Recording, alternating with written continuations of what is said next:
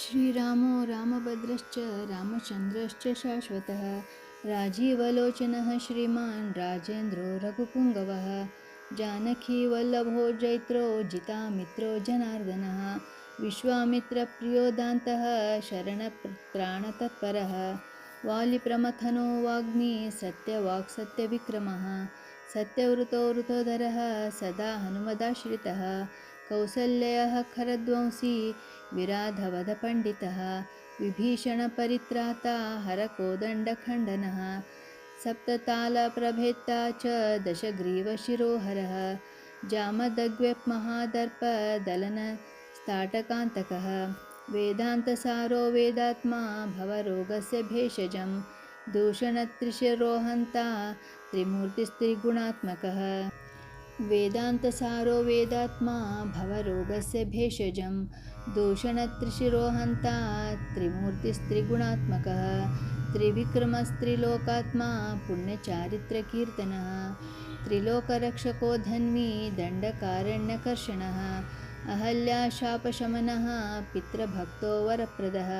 जितेन्द्रियो जितक्रोधो जितावद्यो जगद्गुरुः वृक्षवानरसङ्घाती चित्रकूटसमाश्रयः जयन्तत्राणवरदः सुमित्रापुत्रसेवितः सर्वदेवाधिदेवश्च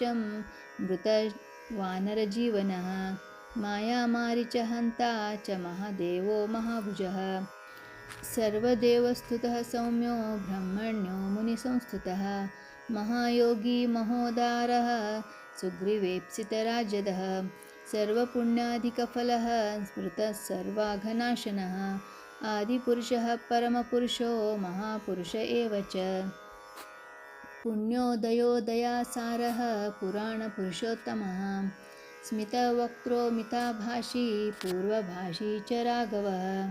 अनन्तगुणगम्भीरो धीरो दात्तगुणोत्तमः मायामानुषचारित्रो महादेवादिपूजितः सेतुकृच्छिद्वाराशिः सर्वतीर्थमयो हरिः श्यामाङ्गः सुन्दरः शूरः पीतवासा धनुर्धरः सर्वयज्ञाद्दीपो यज्वा जरामरणवर्जितः विभीषणप्रतिष्ठाता सर्वापगुणवर्जितः परमात्मा परं ब्रह्म सच्चिदानन्दविग्रहः परञ्ज्योतिः परन्धाम पराकाशः परात्परः परेशः पारगः पारः सर्वदेवात्मकः परः श्रीरामाष्टोत्तरशतं भवतापनिवारकं सम्पत्करं त्रिसन्ध्यासु पठतां भक्तिपूर्वकम्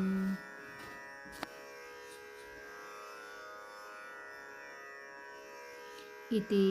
श्रीस्कन्दपुराणे श्रीराम अष्टोत्तरशतनामावलिस्तोत्रं सम्पूर्णम्।